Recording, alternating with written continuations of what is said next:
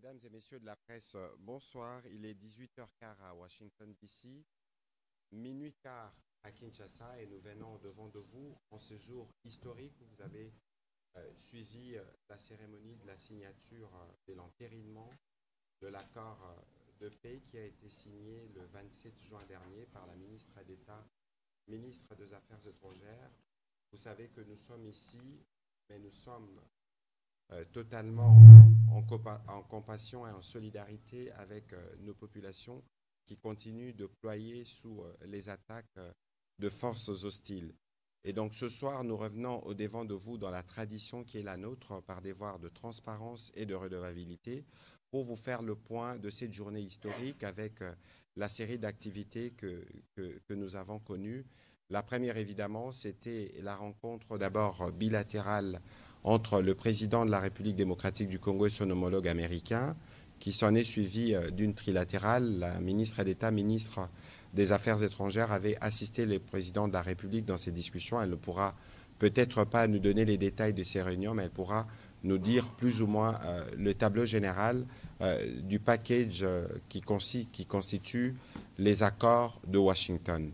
Vous aviez suivi en avril dernier, il y avait la déclaration de principe, il y avait l'accord proprement dit qui a été signé, mais à côté de cet accord, il y a ce qu'on appelle le cadre d'intégration économique régionale, parce que souvenez-vous de ce que nous disions lundi, le principe de l'accord de Washington, c'est de traiter principalement deux sujets, la sécurité et les sujets économiques. C'est à ce titre que nous avons le privilège d'avoir le gouverneur de la Banque centrale, mais ce n'est pas sous cette qualité qu'il interviendra au cours de cet exercice de redevabilité. Il sera là comme principal négociateur dans les cas de travaux pour la création du cadre d'intégration économique régionale.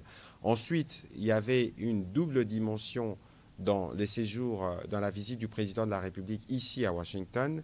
Il y avait une dimension diplomatique avec l'accord, mais il y avait aussi une dimension bilatérale.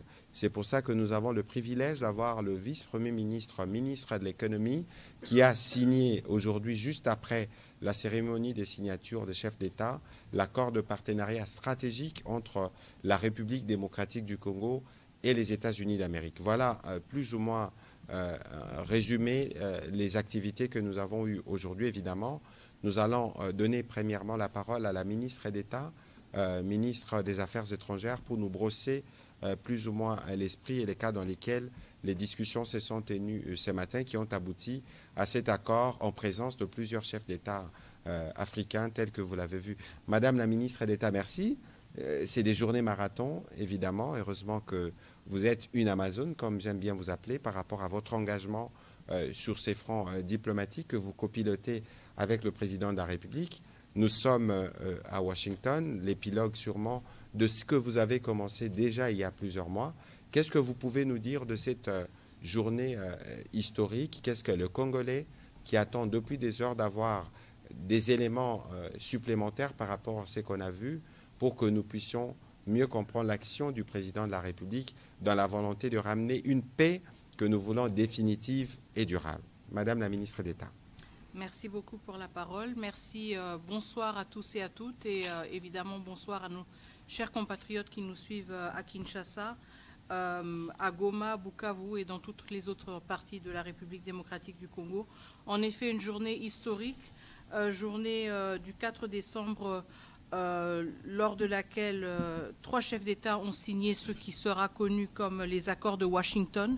Ces accords qui, en fait, entérinent trois documents importants, à savoir la déclaration de principe qui avait initialement été signée le 25 avril, suivi de l'accord de paix qui a été signé entre la République démocratique du Congo et le Rwanda le 27 juin, et le cadre d'intégration économique régionale que nous avons signé aujourd'hui, 4 décembre. Donc, ces trois instruments constituent ce qui est connu maintenant comme les accords de Washington. Comme mon cher collègue l'a déjà indiqué, cette journée a commencé d'abord avec une série d'entretiens au niveau de la Maison-Blanche, dans le bureau ovale, pendant lequel le président de la République a eu l'occasion d'échanger directement avec son homologue et son hôte américain. y compris justement sur le potentiel et la promesse, si vous voulez, de cet accord de Washington, mais aussi sur les perspectives d'un partenariat bilatéral renforcé entre les États-Unis d'Amérique et la République démocratique du Congo. Après ce passage à la Maison-Blanche, nous avons donc ensuite eu la cérémonie de signature que beaucoup d'entre vous ont pu suivre en direct, pendant laquelle justement une déclaration a été signée par les 3 chefs d'État, à savoir donc le chef d'État, notre président de la République évidemment, Félix-Antoine Tshisekedi Tshilombo, mais aussi le président Trump et le président du Rwanda. Et donc, avec cela, entre en vigueur, si vous voulez, l'accord de Washington. Je pense que ce qui est important à retenir aujourd'hui, c'est que cet accord englobe plusieurs instruments et reflète aussi une longue marche, si vous voulez, une longue séquence d'efforts diplomatiques qui n'ont pas commencé en avril, mais bien avant, à commencer par la résolution 2773 qui a été adoptée au niveau du Conseil de sécurité à l'unanimité et qui, si vous voulez, a jeté un peu la base sur toutes les perspectives vers une pacification durable de l'Est de la RDC, mais aussi de la région des Grands Lacs. Donc, nous savons qu'il y a beaucoup d'attentes par rapport à ces accords et comment ils vont prendre forme de manière concrète, évidemment. Nous sommes dans les premières heures après la signature, mais je pense que nous devons retenir quand même qu'il y a eu une forte mobilisation, surtout du côté des États-Unis d'Amérique, de voir comment ces efforts diplomatiques qui ont été menés pouvaient être couronnés par un document contraignant pour toutes les parties et qui va justement jeter les bases pour, nous l'espérons, une paix durable dans l'Est de la République démocratique du Congo, mais aussi de manière plus large dans la région des Grands Lacs et de cette manière aussi ouvrir la perspective vers une réconciliation des peuples, un rapprochement des peuples, mais aussi une plus grande intégration économique.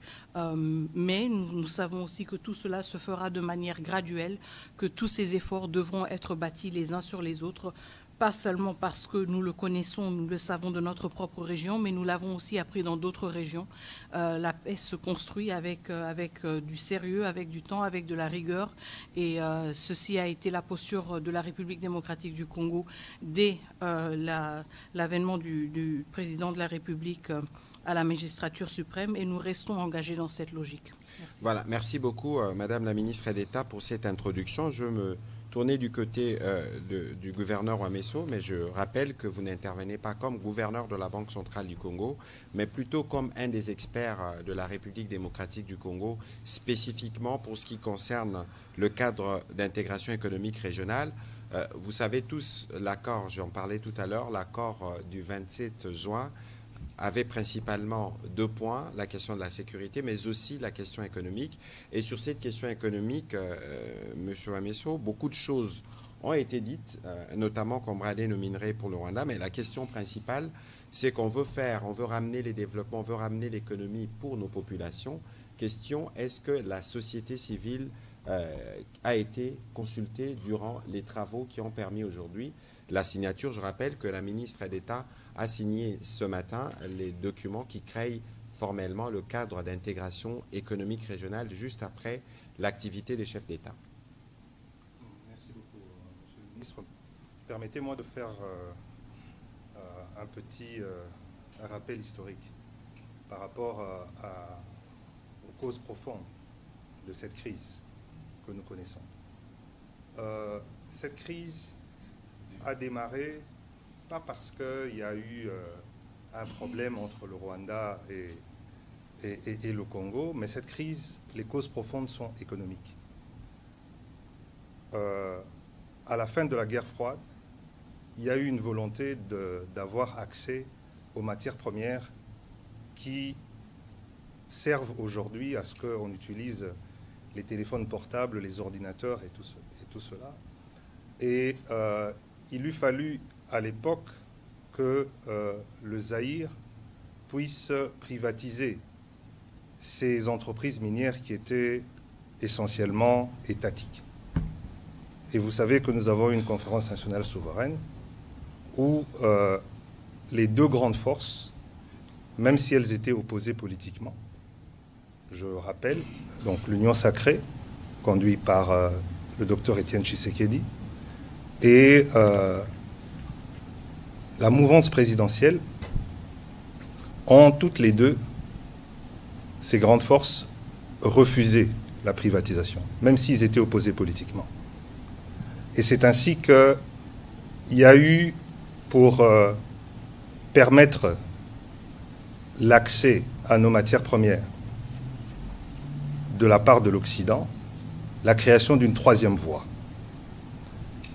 Et cette troisième voie, malheureusement, n'a pas pu prendre politiquement au sein du pays.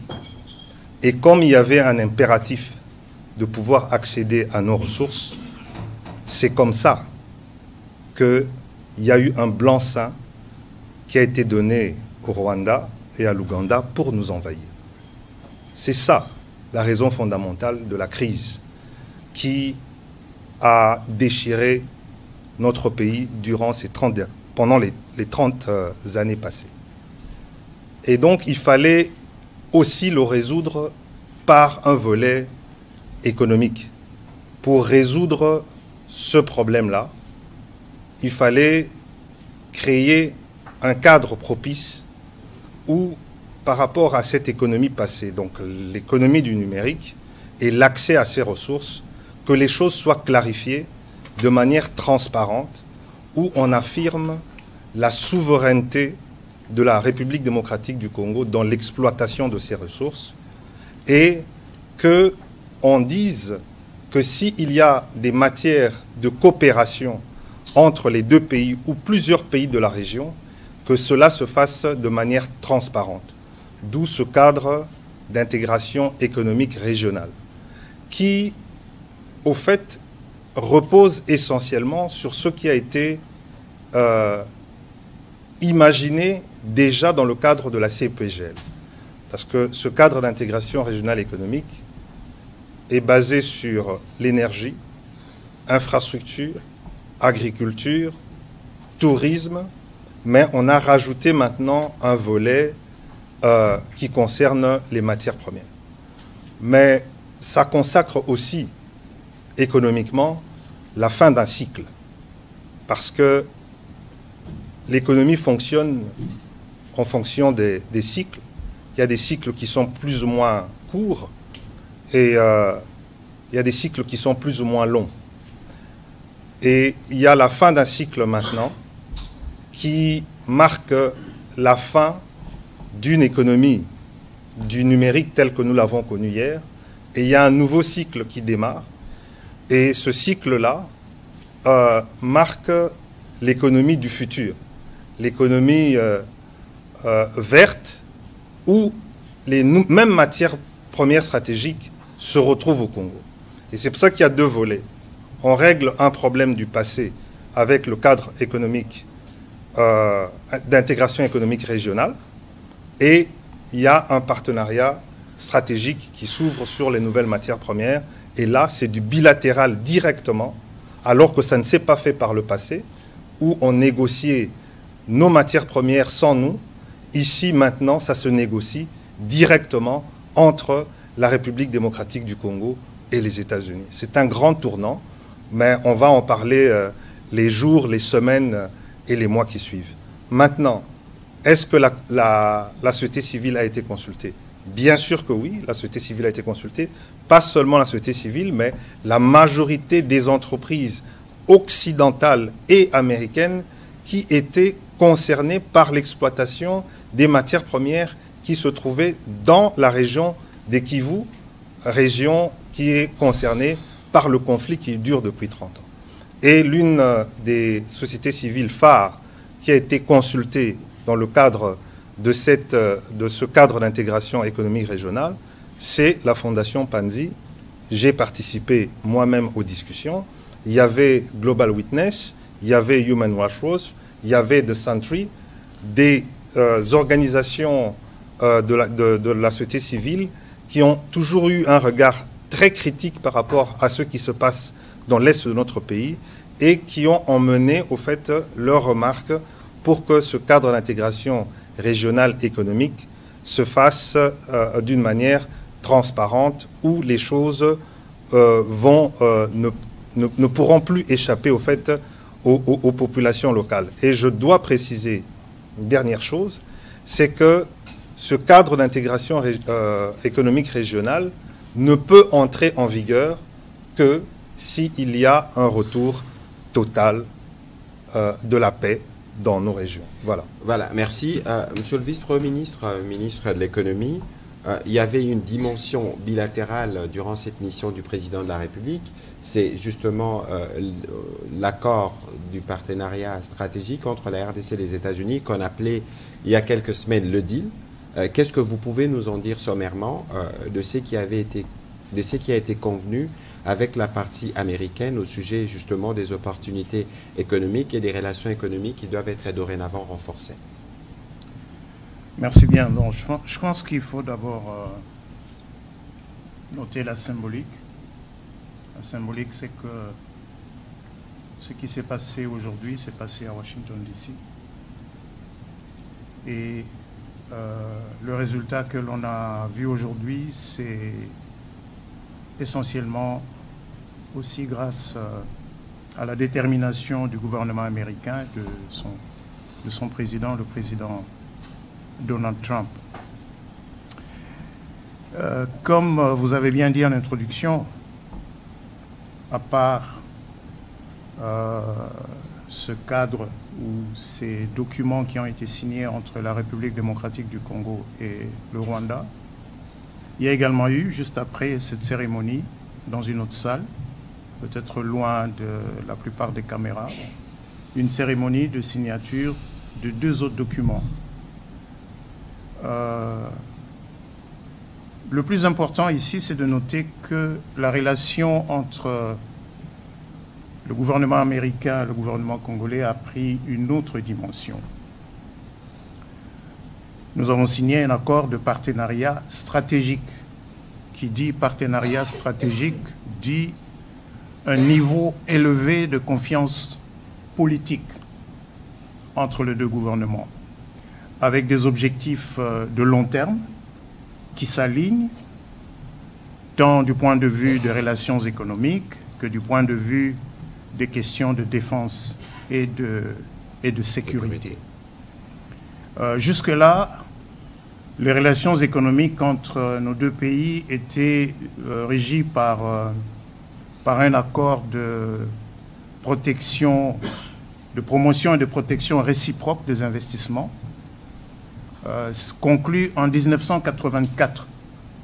Donc on va donc dire qu'on est passé d'une catégorie à une autre, parce qu'on est aujourd'hui des partenaires stratégiques sur les questions économiques et de commerce, sur les questions de défense et de sécurité, sur des questions de sciences et de technologie, sur également des questions institutionnelles et de gouvernance. Et les questions institutionnelles et de gouvernance sont liées notamment à ce que nous envisageons de faire dans le domaine économique. J'ai tout à l'heure dit qu'un partenariat stratégique était l'illustration d'un niveau élevé de confiance politique, c'est-à-dire 2 États qui regardent dans la même direction et qui regardent loin en essayant d'aligner leurs intérêts ou en étant convaincus que leurs intérêts de long terme sont liés d'une manière assez profonde. Ici, ne nous voilons pas la face. Le monde tel qu'il évolue, il va être déterminé, il se détermine déjà pour les États qui aspirent à devenir puissance mondiale ou qui veulent demeurer puissance mondiale, c'est dans l'accès aux métaux critiques.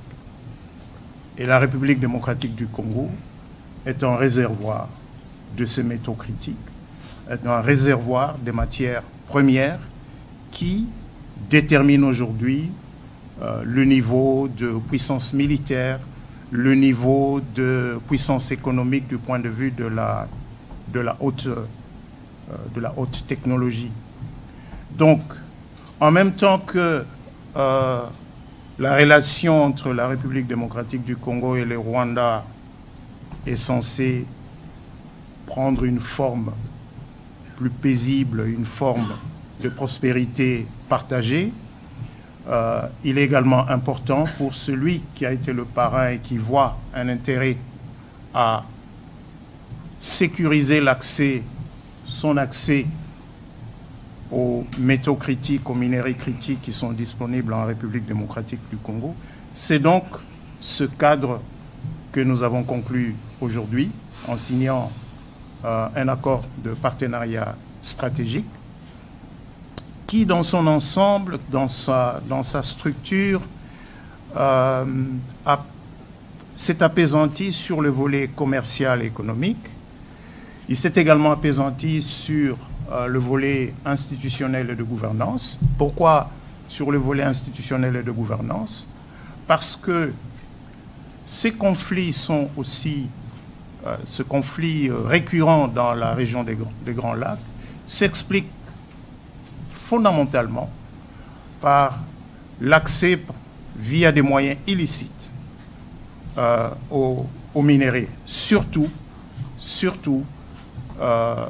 les matières critiques qui résultent de l'exploitation artisanale de minéraux. Et donc remettre de l'ordre, renforcer les capacités de l'État congolais dans ce domaine est apparu important pour que les objectifs communs que nous avons sur le plan commercial et économique puissent se réaliser.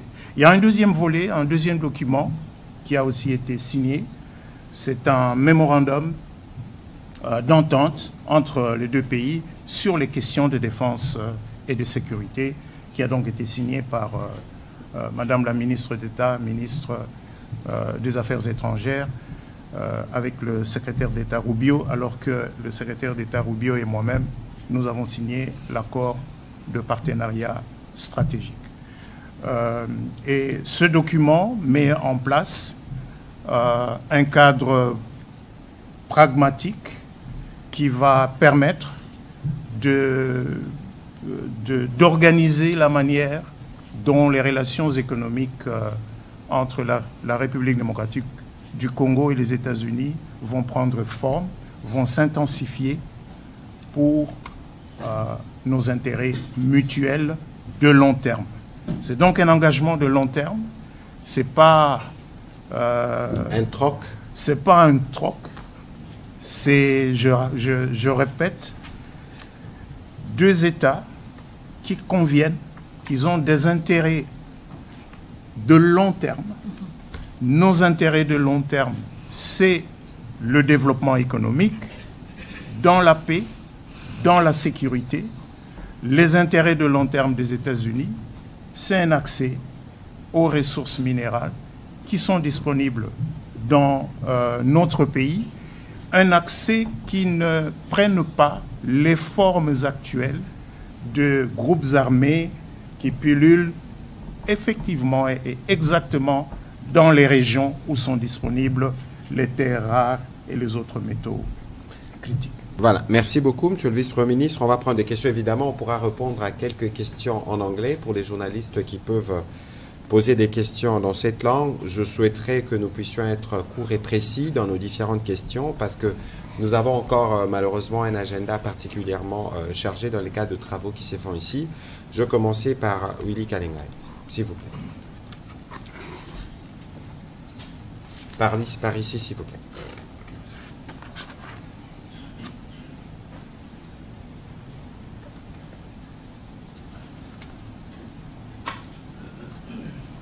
Merci pour la parole.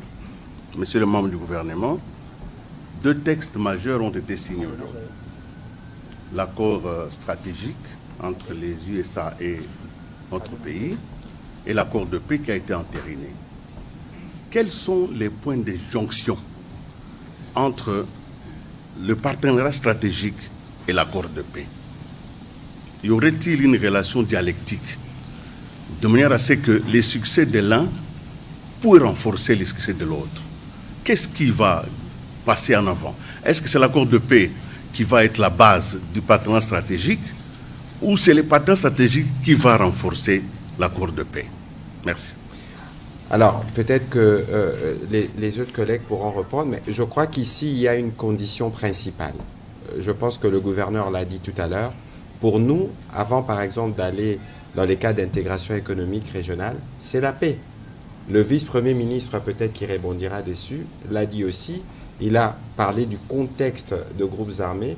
N'oubliez pas qu'il y a beaucoup de trafic dans la partie Est principalement, parce que le partenariat avec les États-Unis concerne toute la République démocratique du Congo dans ses opportunités. Donc, je pense que pour nous, le premier point qu'il faut avoir, c'est le retour de la paix, parce que c'est la paix qui déterminera les autres. Peut-être que le vice-premier ministre peut aller de manière... Petit bémol, juste un petit bémol, comme ça vous allez répondre. Dans les deals avec les Américains, il était convenu que nous acceptons l'accès à nos ressources et les États-Unis nous donnent de la sécurité. Je n'ai pas senti ça aujourd'hui. Monsieur le vice-premier ministre, ou madame la ministre, vous voulez dire un mot à propos? Alors, je vais juste rebondir sur le point que vous avez fait, monsieur le ministre, sur la corrélation entre les deux instruments. Je pense qu'il est très important d'insister sur le fait que nous ne pouvons pas nous projeter et nos partenaires américains en sont extrêmement conscients aussi. Nous ne pouvons pas nous projeter dans une logique d'un partenariat stratégique avec des piliers économiques si nous n'avons pas un retour de la paix, mais aussi un retour de l'autorité de l'État. Donc je pense que ce sont des conditions sine qua non et nous avons toujours su communiquer cela de manière très claire. Maintenant, quand vous parlez de ce qui était prévu dans le deal, alors je vais juste vous encourager peut-être à vous pencher sur les documents et sur les textes tels qu'ils ont été adoptés aujourd'hui. Je pense qu'il y a eu beaucoup de spéculations ces derniers mois, ces dernières semaines sur ce fameux deal. Maintenant que nous avons franchi ce cap, il y aura certainement beaucoup plus de clarté sur ce qui est prévu. Évidemment, nous sommes aussi conscients que certains éléments ne peuvent pas toujours être divulgués et discutés de manière détaillée et ouverte, mais le vice-premier ministre, ministre de l'économie nationale a été déjà assez clair. Nous avons signé aujourd'hui 2 instruments bilatéraux importants, un qui porte sur le partenariat stratégique, mais un deuxième, justement, un mémorandum d'entente qui porte sur les questions de coopération dans le domaine de la défense et de la sécurité. Donc, je pense que le décor est planté. Peut-être que maintenant que ces textes, certains de ces textes sont disponibles, il sera plus facile d'enrichir la lecture des uns et des autres et d'aller au-delà des spéculations qui ont été quand même alimentées de manière tout à fait compréhensible ces dernières semaines pour mieux comprendre ce qui est prévu. Mais je laisse peut-être aussi la parole au VPM qui va certainement pouvoir compléter cela. Merci. Merci Mineta. Mais laissez-moi peut-être commencer par un des documents phares qui a été signé aujourd'hui avec le Rwanda, donc ce cadre d'intégration économique régionale. Ce document a à sa fin une clause d'entrée en vigueur. Nous allons mettre en place ce cadre, mais pour que cela entre en vigueur, les conditions, c'est d'abord les éléments de sécurité, de restauration de la paix, de restauration de l'État, de l'autorité de l'État congolais sur tout le territoire national, lesquels éléments sont dans l'accord de paix signé le 27 juin 2025 à Washington, D.C. En d'autres termes, le retrait des troupes rwandaises de notre territoire. En d'autres termes, l'arrêt de l'appui apporté au M23 et aux autres groupes armés non étatiques. Ce sont là les conditions permissives pour que ce cadre d'intégration économique régionale se mette en place. Qu'est-ce qu'il y a dans l'accord de partenariat stratégique avec les États-Unis? Je sais que dans l'opinion, ça a été présenté de manière simpliste comme un troc, comme un deal, matière première contre sécurité. Non, ce n'est pas le cas. J'ai parlé des objectifs à long terme. L'accord dit clairement que, oui, il va y avoir un focus sur l'exploration, sur l'extraction, sur la transformation des minéraux critiques, mais on va au-delà de simples minéraux critiques parce que, par exemple, l'accord prévoit que le gouvernement américain et le gouvernement congolais vont travailler de manière étroite pour faire avancer un certain nombre des projets qui sont considérés comme, comment je dirais, comme critiques pour qu'on transforme la RDC. C'est-à-dire Inga, Grand Inga. Ce n'est pas que nous disons non.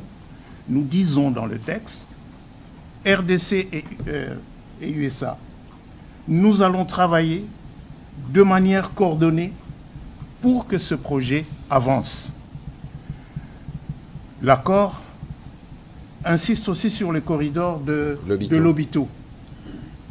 L'accord prévoit également que la RDC dise clairement quels sont les projets de développement considérés par la RDC comme étant des projets stratégiques. Et cette liste, la liste de ces projets stratégiques, sera incessamment communiquée par la RDC à la partie américaine et fera partie intégrante de l'accord. De la même manière que les États-Unis vont communiquer à la RDC les projets considérés par la partie américaine comme étant des projets critiques sur un certain nombre de métaux. Voilà donc, si vous voulez, cet ensemble. Maintenant, comment vous voulez qu'on avance sur ces grands dossiers si il y a de l'instabilité dans une grande partie du territoire? C'est là le lien. C'est là le lien. Et le point de départ, justement, pour restaurer les conditions de paix et de sécurité, ces éléments sont dans l'accord de paix signé le 27 juin, et ces éléments ont été repris comme condition d'entrée en vigueur du cadre d'intégration économique régionale. Voilà, rapidement, monsieur le gouverneur, un petit commentaire. Oui, monsieur Kengay, votre question me semble plus profonde que ça. Vous savez, nous sommes aujourd'hui République démocratique du Congo, mais nous avons été initialement État indépendant du Congo. Nous avons été créés pour que le monde occidental vienne puiser ses ressources dont elle a besoin pour son développement industriel. Donc rappelez-vous le caoutchouc, rappelez-vous Chikoloboué, rappelez-vous le développement de l'électricité avec notre cuivre. On ne nous a jamais demandé notre avis. Et je vous ai rappelé que quand on a eu besoin de venir prendre le coltan et tout ça, nous avons tergiversé. Bon, c'est pas que nous avons tergiversé, nous avons voulu défendre nos intérêts en disant qu'on ne privatise pas. Et il y a une décision qui a été prise. Et nous avons été envahis. Et aujourd'hui, il y a des iPhones, il y a des Samsung qui sont utilisés avec nos ressources sans nous. Et c'est la première fois de notre histoire commune qui a été créée par d'autres personnes. Parce que l'État indépendant du Congo, on a tracé les frontières sans nous. C'est la première fois qu'il y a une nouvelle révolution industrielle qui va arriver et qu'on décide de pouvoir discuter de l'accès de ces matières premières dont on a besoin pour cette révolution industrielle, qu'on discute avec la RDC. C'est un tournant historique. Et il faut qu'on en prenne la mesure nous-mêmes. C'est-à-dire quoi? C'est-à-dire que ce que nous voulons, voir, c'est-à-dire la paix et tout ça, dépend de la responsabilité que nous devons comprendre qui est la nôtre par rapport à cet événement historique qui a été arraché grâce au leadership du président Tshisekedi. C'est une première historique que pour avoir accès à nos ressources, pour développer une industrie mondiale, faire une révolution industrielle, on vienne discuter de ça avec le Congo et qu'on signe des accords avec les Congolais. C'est très, très important. Alors, merci de ce rappel. On va prendre la question de Madame Elena. Ensuite, on prendra... please, go to the microphone.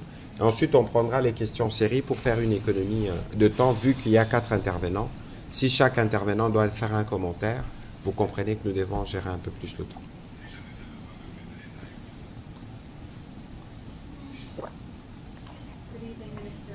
Thank you so much for doing this. Janelle de Malaon from Deutsche Welle. Would it be possible to get an answer in English and in French? Yes.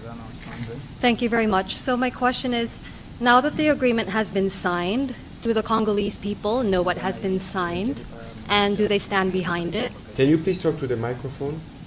Yes. Thank you. Is this better? Yes. Thank you. Now that the agreement has been signed, do the Congolese people know what has been signed, and do they stand behind it?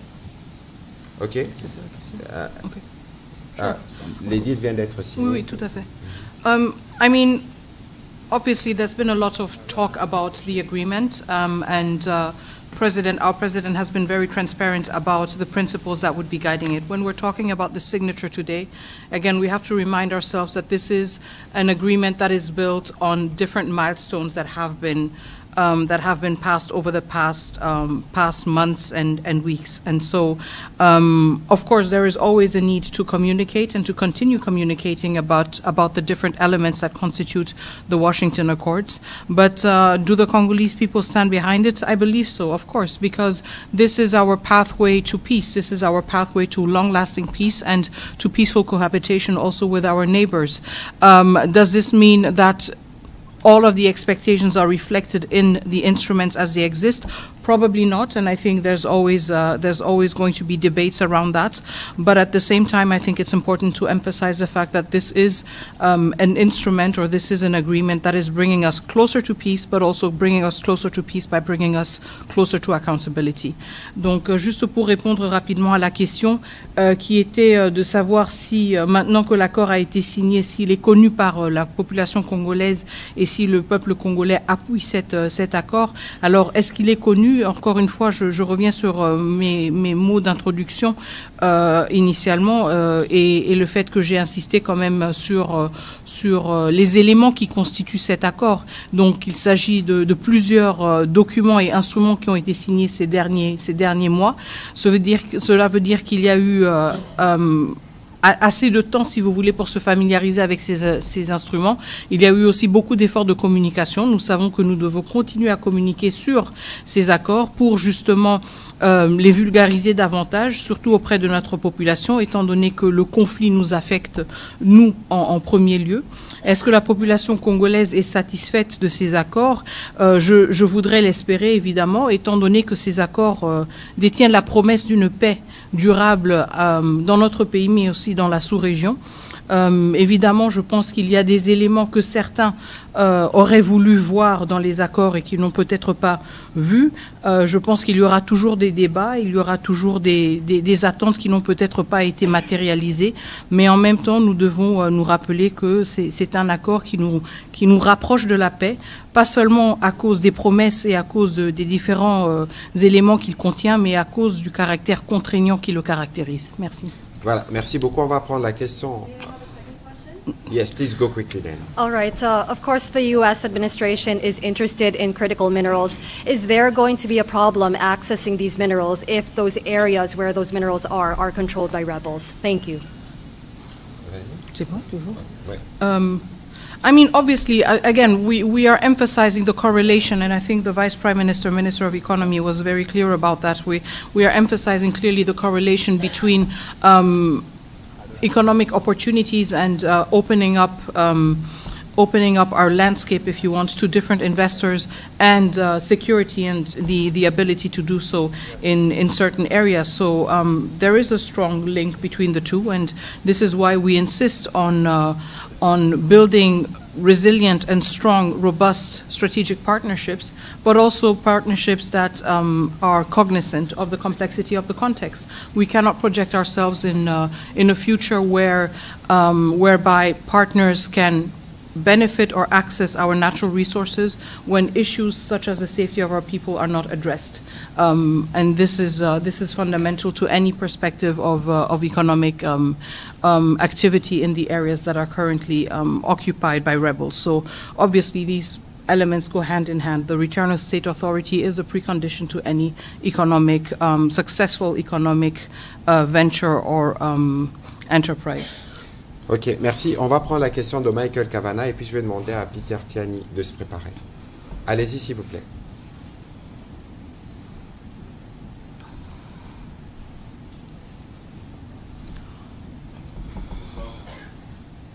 Ça marche? Oui? Ok, super. Trois petites questions. Les rebelles M23, est-ce qu'ils approchent la ville du Vera et que disent le président Kagame et Trump à ce sujet, que le combat continue? Deuxièmement, le partenariat stratégique mentionne une liste de projets stratégiques désignés, n'est-ce pas? Quels sont ces projets? Le partenariat aussi mentionne une réserve stratégique de minéraux et comment est-ce que ça va fonctionner?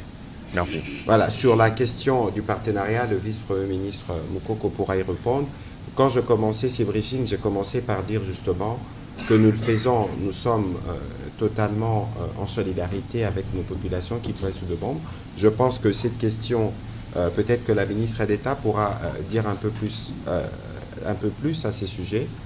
Je rappelais que pour nous, la définition de la paix que nous voulons avoir, passe par le retrait de troupes rwandaises et par la cessation de toute forme de soutien au M23. Il est clair que les événements que nous avons notés ces derniers jours nous ont éloignés de la perspective de la paix qui est ressortie du 27 juin parce que des attaques ont été multipliées contre le civil. Et je pense qu'à l'occasion de la discussion qu'il y a eu avant que l'accord puisse être signé, le président Trump, évidemment, a eu l'occasion d'écouter le président Tshisekedi à ses propos. Peut-être que la ministre d'État peut nous faire un petit commentaire de ce qui a été, de cette question qui a figuré dans les entretiens, parce que vous avez suivi le président Trump lui-même dire qu'il y a, dans 72 heures, il doit y avoir des choses qu'on verrait sur le terrain. Madame la ministre d'État. Très bien, on ne va pas entrer évidemment dans les détails, si vous voulez, des entretiens entre les chefs d'État, mais je pense que la préoccupation est une préoccupation partagée, certainement entre la République démocratique du Congo et les États-Unis d'Amérique. Nous voulons l'espérer aussi du côté du Rwanda, de voir que la situation sur le terrain se transforme, si vous voulez, ou s'adapte assez rapidement aux réalités diplomatiques que nous avons pu observer aujourd'hui. Donc, quand il s'agit de la situation au Sud Kivu, évidemment, nous l'avons suivi, nous continuons à la suivre avec vigilance, mais nous sommes aussi conscients justement des mots que le président Trump lui-même a prononcés à la fin de la cérémonie aujourd'hui, quand il a été interpellé par une de vos collègues justement sur ce qui allait se passer maintenant que les accords avaient été signés et que la réalité sur le terrain était quand même encore caractérisée par de la violence. Je pense qu'il était aussi très clair en exprimant son attente que assez rapidement les choses devraient changer sur le terrain. Donc évidemment, nous parlons d'engagement entre trois États et vraiment au sommet de ces États. Et des engagements fermes, je pense une détermination ferme aussi à voir comment les choses peuvent rapidement changer et nous le suivons avec intérêt. Nous savons que du côté de la République démocratique du Congo, nous n'allons ménager aucun effort pour que les choses se transforment ou changent assez rapidement sur le terrain.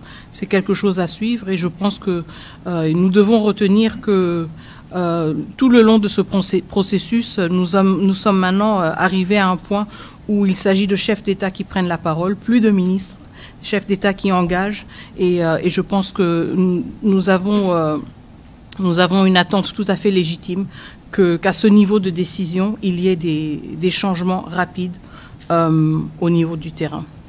Voilà, Monsieur le Vice-Premier ministre, je rappelle que l'accord de partenariat stratégique est déjà public, donc les gens peuvent le consulter.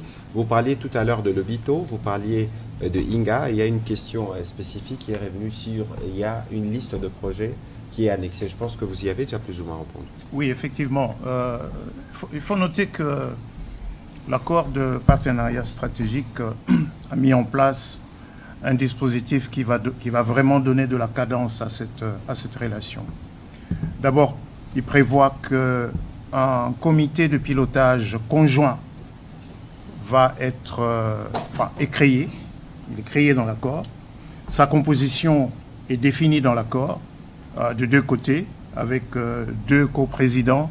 Du côté américain, le département d'État, et du côté congolais, ça va être le ministre le plus préséant entre les 4 ministres qui ont donc été identifiés,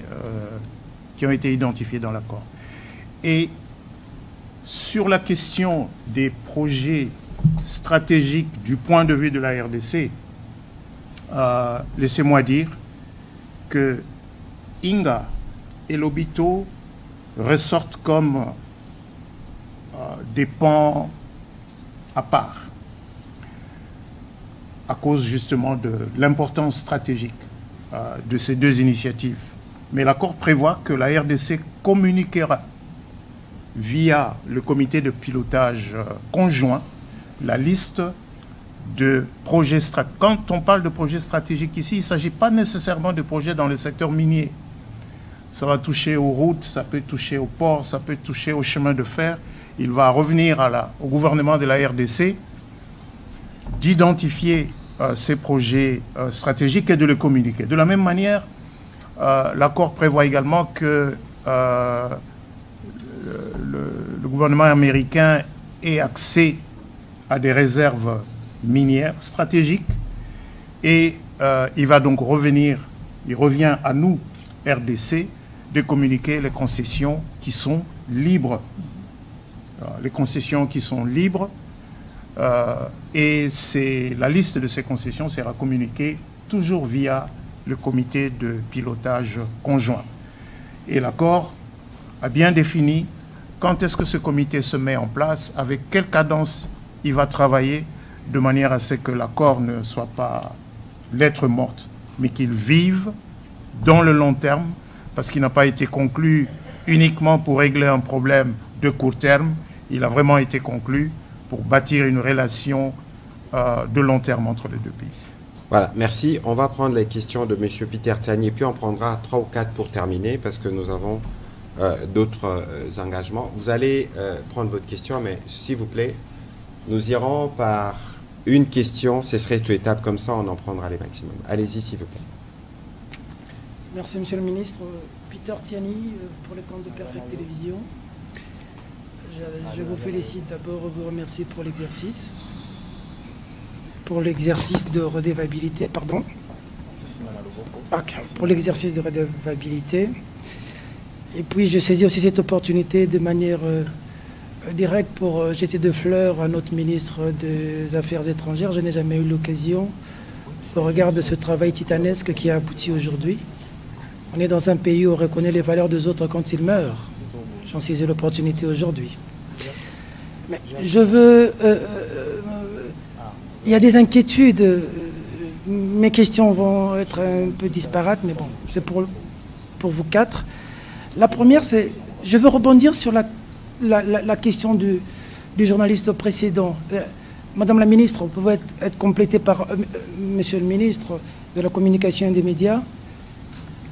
Après la signature de l'accord, on peut beau parler, il y a des choses qu'on attend sur le terrain, de manière palpable, les résultats. Sinon, on va parler en l'air. Les résultats, c'est la paix. Le Congolais qui est dans l'est du pays, lorsqu'il vous suit aujourd'hui, il a vu qu'on a signé, on a communiqué, le Congolais est content. Mais il se pose une seule question. Les bruits des bottes, ça finit quand? De manière claire, pas de langue de tabou, pas de philosophie. on a signé. Si demain on apprend qu'on a attaqué Uvira, tout ce qui est fait aujourd'hui tombe caduc au sein de l'opinion. Nous sommes de la communication. Dites-nous de manière claire, on a signé, il est écrit dans l'accord que les Rwandais doivent lever leurs mesures de défense chez nous. Ça se fait quand? Surtout que nous avons suivi Kagame dans son speech dire que ce n'est pas une fin en soi cet accord, et il va loin pour dire que si ça échoue, ce ne sera pas de la responsabilité du président Trump, mais de la responsabilité des partis, donc du Rwanda et du Congo. Il a été clair, il a été de mauvaise foi depuis toujours. Il n'est pas venu à Luanda, il a qualifié cet accord de stupide en juin. Bon, on sent qu'il ne veut pas. Au cas où, ça tirait. Qu'est-ce qui est arrivé? Les Congolais veulent savoir cette préoccupation que je vois dans le réseau. La deuxième... La dernière, s'il vous plaît. La dernière. Monsieur le ministre, monsieur le gouverneur de la Banque, je vous félicite beaucoup pour ce que vous faites. Il ne faudrait pas que les gens appréhendent mal ce que vous dites. Parce que vous dites que les Américains... La communication, ce n'est pas seulement ce qu'on dit, mais c'est ce que les gens comprennent aussi. Les Américains vont prendre les minéraux, les matières rares chez nous. Bon, si je vous ai... Les terres rares, je ne sais pas si je vous ai bien saisi. Les matières stratégiques. En contrepartie de quoi? Le gouverneur venait de dire tout à l'heure que lorsqu'il voulait prendre du coltan, lorsqu'il voulait prendre du caoutchouc, il coupait les Congolais qui se présentaient avec des moignons. Aujourd'hui, quand il décide de venir à Inga, Inga, ce n'est pas dans l'Est, là, c'est ici, ça va. En contrepartie, il y a quoi? Et est-ce que nous sommes, nous, économiquement viables et crédibles aux yeux du monde et des Américains pour qu'ils nous prennent au sérieux? Votre analyse personnelle. Je vous remercie. Merci, on va y répondre rapidement. Peut-être qu'on va commencer par la Mineta. Alors, évidemment, nous sommes conscients de l'attente tout à fait légitime de nos compatriotes à travers la République démocratique du Congo, mais en particulier dans les zones occupées, que cet accord se traduise très rapidement dans un changement des conditions et un retour à la paix. Alors, en termes de ce qui devrait se faire dans l'immédiat, évidemment, le premier pas serait un cessez-le-feu. Je pense que ça, ce serait un indicateur clair que les partis, un indicateur clair qui illustre l'engagement des partis, mais s'il y a, si vous voulez, une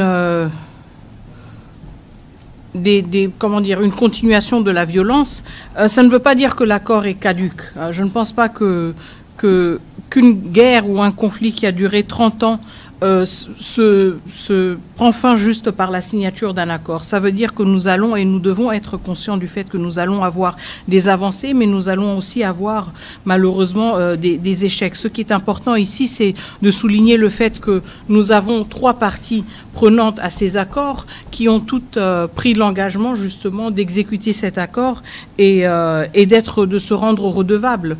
Et ça à des niveaux différents par rapport à des engagements différents. Nous comptons énormément sur l'engagement des États-Unis d'Amérique. Le président de la République a été très clair là-dessus. Après 30 ans, combien de présidents américains sont passés sans pour autant s'engager avec autant de moyens diplomatiques et autres que le président Trump. Donc je pense que nous avons tous un intérêt à ce que cette guerre prenne fin et que même au premier, si vous voulez, au premier défi ou à la première, au premier, je ne veux pas dire échec, mais au premier défi, on ne jette pas cet accord, si vous voulez, à l'eau, mais on continue justement à se battre pour une redevabilité, pour une exécution de l'accord. Si c'était si facile de mettre fin à une guerre juste en signant un accord, nous n'en serions pas là 30 ans plus tard. Donc il s'agit d'un engagement continu qui doit être maintenu par toutes les parties prenantes et nous en sommes conscients. Nous allons faire notre part des choses et justement continuer aussi à insister sur une redevabilité de tous les acteurs. Voilà, pour compléter rapidement ma collègue, je vous lis ce que le secrétaire Rubio, donc le collègue de la Minafet, a dit à ses propos aujourd'hui. Il y aura... we have an agreement. Nous avons un accord. et l'accord doit vivre, l'accord doit être implémenté. Vous pouvez signer un accord, signer des documents, mais vous devez être sûr que cela s'applique. Comme dans toute guerre, dans tous les conflits, la route vers la paix, vous pouvez avoir des up and down, donc des hauts et des bas, et il y aura des stop and the start. Et puis il rajoute, il dit, mais maintenant, nous avons un engagement au plus haut niveau de 2 gouvernements avec les chefs d'État sur des questions spécifiques qui doivent arriver. Maintenant, nous devons nous assurer que ces choses arrivent. Nous sommes engagés sur chaque étape qui va nous conduire à ces résultats. Ça veut dire que nous connaissons, ne nous voilons pas la face. Nous connaissons l'attitude belliqueuse du président rwandais. Je pense aujourd'hui, ça ne sert à rien de le répéter, même le médiateur américain est au courant. Et donc, il y a eu un engagement qui a été fait en présence d'autres témoins, des chefs d'État qui étaient là. Et donc, on va voir dans les jours qui viennent. Parce que pour nous, l'engagement pour la paix des présidents de la République, là, depuis le premier jour. Monsieur le vice-premier ministre, sur les aspects sur lesquels vous devez réagir, et les gouverneurs, très rapidement.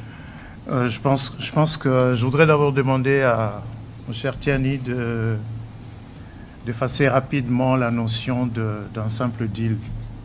Parce que je crois que votre question part de cette hypothèse. Je répète, c'est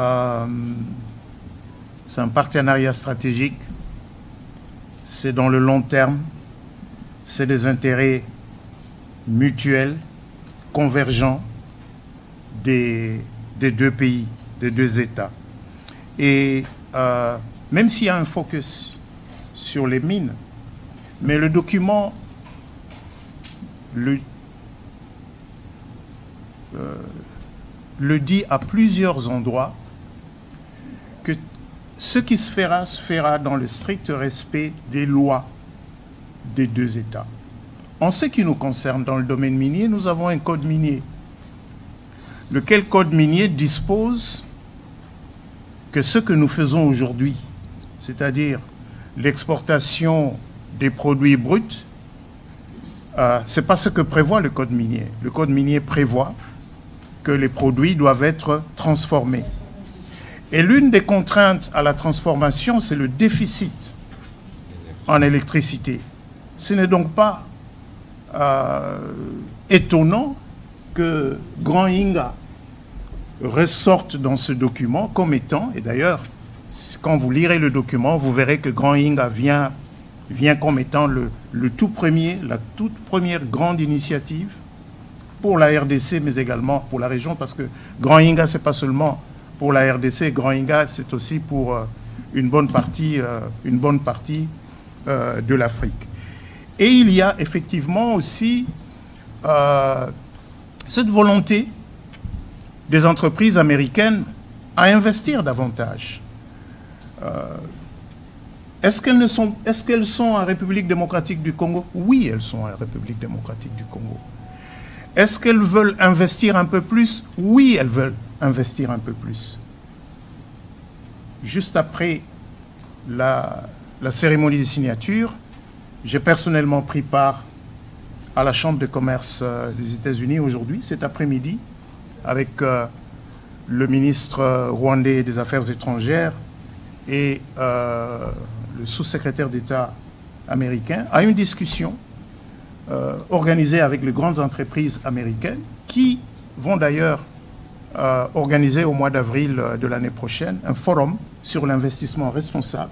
L'idée étant d'ouvrir un peu plus l'espace de la RDC aux investissements américains, mais cela doit se faire dans un environnement de paix, de sécurité et de bénéfices mutuels entre nos 2 pays.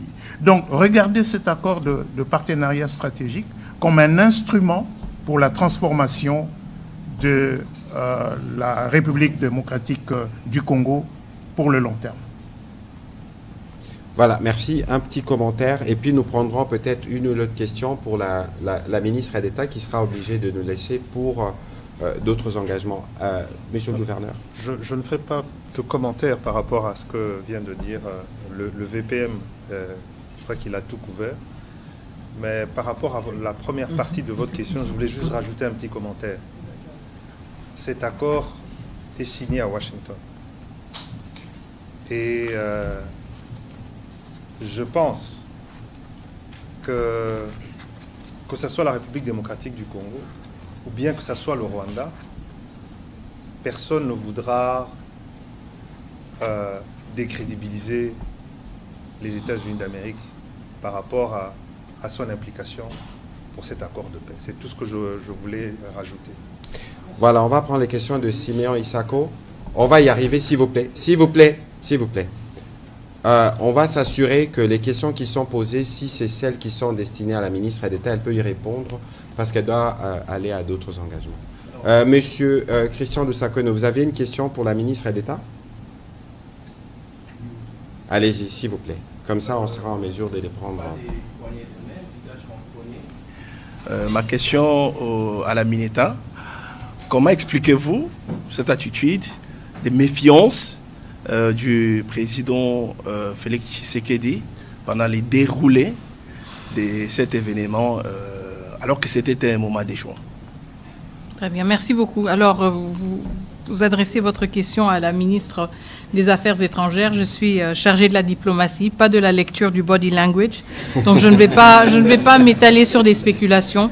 Je pense que ce que nous devons retenir aujourd'hui, ce sont les actes concrets qui ont été posés, à savoir la signature de l'accord.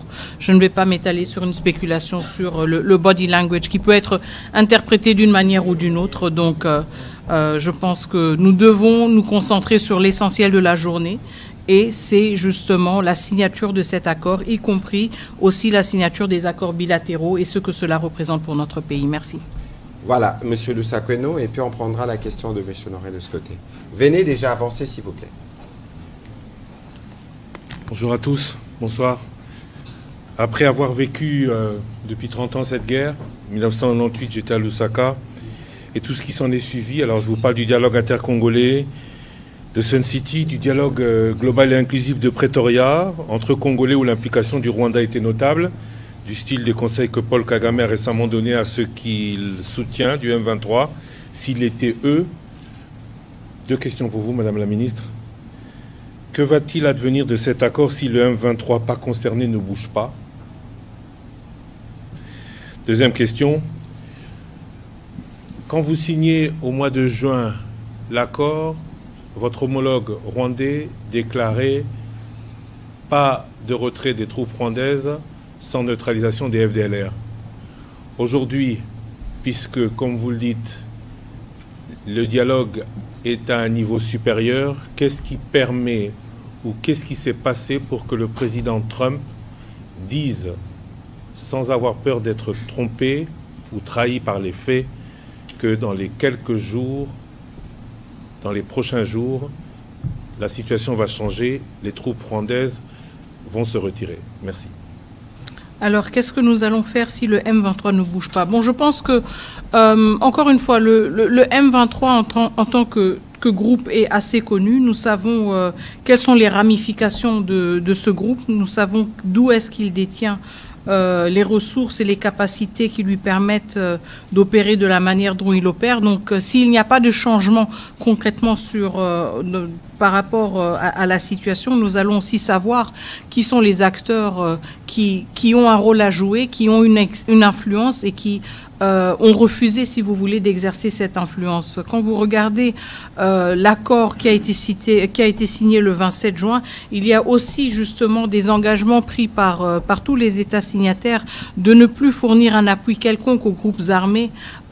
Et donc, je pense que cette corrélation est relativement claire entre la posture du M23, la posture que le M23 va afficher et la redevabilité, les engagements qui ont été pris dans le cadre des accords de Washington.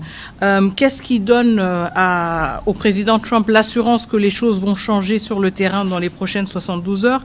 Écoutez, je ne fais pas partie de l'équipe du président Trump, je ne fais pas partie de ceux qui lui indiquent quels sont les leviers qu'il pourra activer. Mais encore une fois, je pense que le fait que nous ayons franchi ce cap très important avec la signature au niveau de chef d'État de ces engagements, des engagements qui prévoient justement très clairement une concomitance entre le retrait des troupes rwandaises et la neutralisation des FDLR.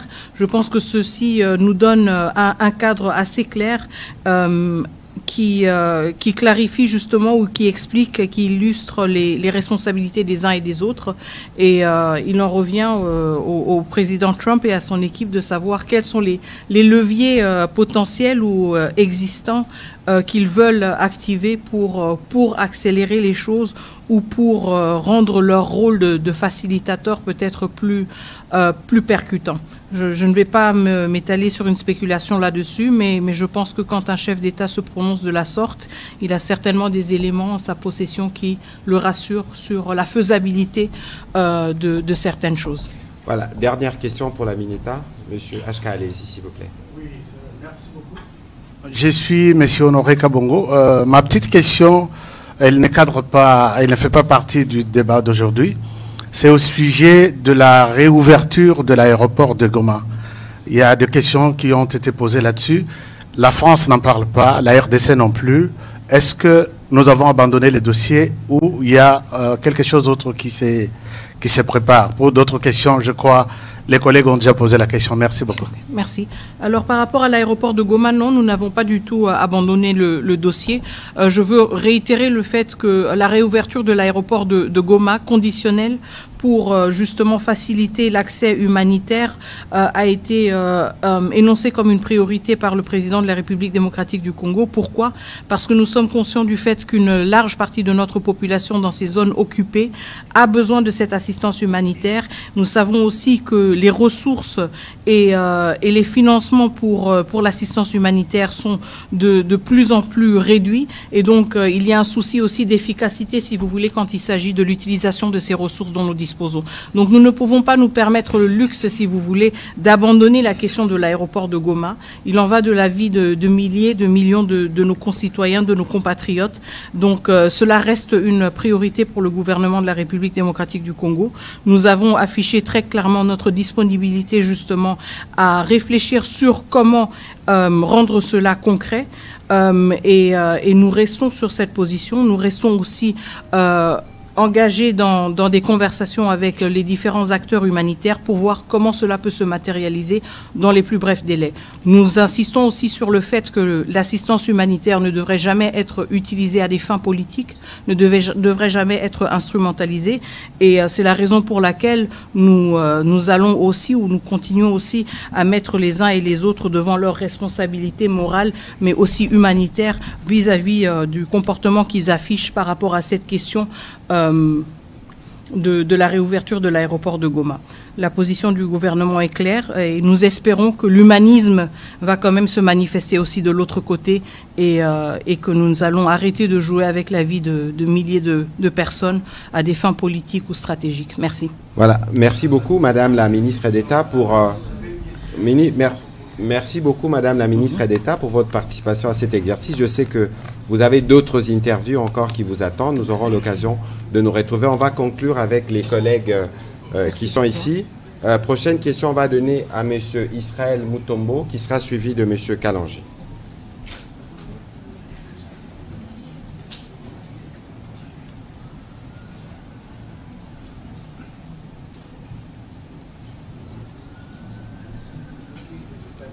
Parole, Monsieur le ministre de l'Économie.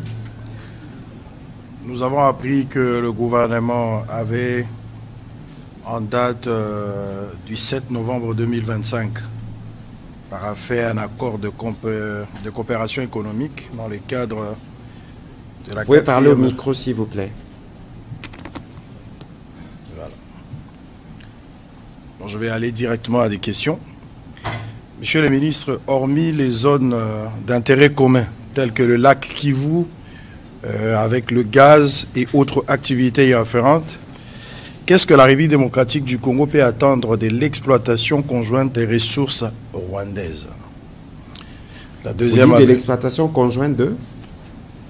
Je disais, hormis les zones d'intérêt commun, tels que le lac Kivu avec le gaz et autres activités y afférentes, qu'est-ce que la République démocratique du Congo peut attendre de l'exploitation conjointe de ressources rwandaises?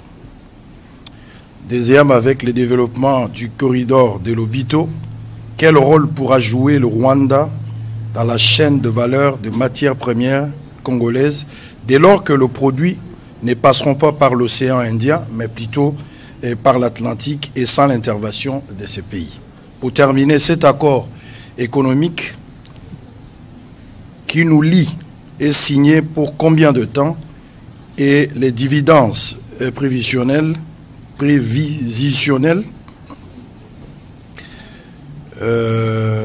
les dividendes prévisionnels du Rwanda peuvent être estimés à combien? Alors, votre question, je crois qu'elle a un double sens, parce qu'il y a une partie qui concerne le partenariat stratégique avec les États-Unis, mais il y a une autre partie, toutes les questions liées au Rwanda, c'est des questions qui sont plutôt destinées à l'expert qui a travaillé sur les sujets. Je voudrais commencer par le vice-premier ministre, et puis on terminera par l'expert sur les questions concernant le Rwanda. Bien, je pense que j'étais moi-même un tout petit peu perdu parce que je voyais qu'il y avait à la fois des aspects liés au cadre d'intégration économique régionale et d'autres liés donc à l'accord de partenariat stratégique, bien qu'il y a des liens, bien sûr. Hein. Il y a des liens entre les deux. Mais est-ce qu'il n'y a pas de collaboration entre la République démocratique du Congo et le Rwanda au moment où nous parlons? Si. Le barrage de Ruzizi, est-ce qu'il a arrêté de fonctionner? Ruzizi 2 fonctionne et fournit de l'électricité, un tiers au Rwanda, un tiers au Burundi, un tiers à la République démocratique du Congo. Au moment où nous parlons, il y a un projet de Ruzizi 3, 206 mégas, c'est-à-dire, c'est quoi 206 mégas, ça va faire à peu près 5 fois à peu près la capacité de Ruzizi 2. Le projet se monte, les bailleurs de fonds n'ont jamais quitté ce projet. Ce qui manque pour que Ruzizi 3 se construise, c'est la paix et la sécurité. Pour donner un peu plus d'électricité. Même dans les années les plus sombres, 98-2003,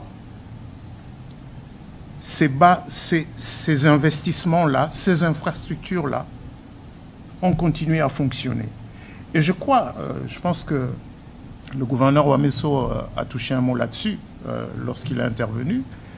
Ce qui ressort du cadre d'intégration économique régionale, c'est le fait, en fait, de reconnaître que c'est fut une erreur de la part de ces États voisins d'avoir voulu tuer la CPGL.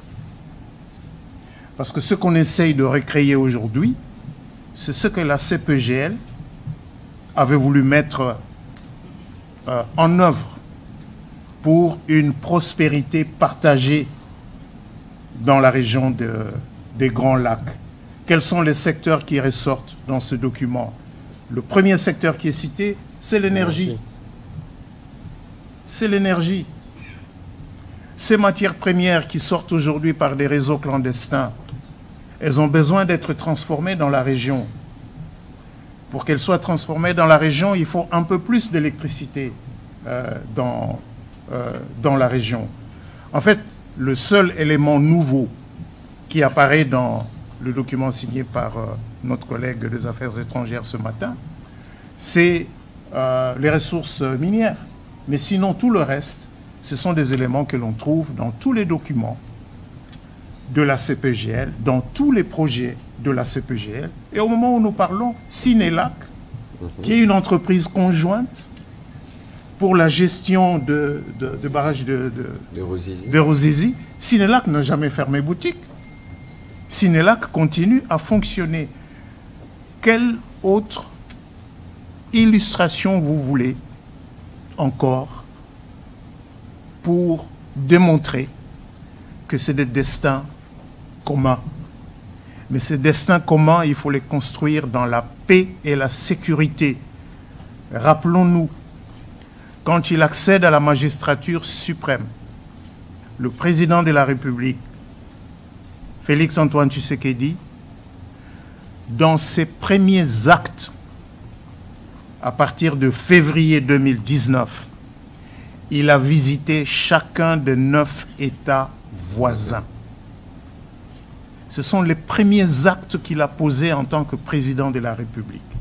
Visiter chacun des 9 États voisins, justement pour lancer cet appel à la coexistence pacifique, à la prospérité partagée à partir de nos ressources. Donc, l'Obito est une initiative importante, aujourd'hui qui fait courir, il faut le reconnaître, qui fait courir le monde entier.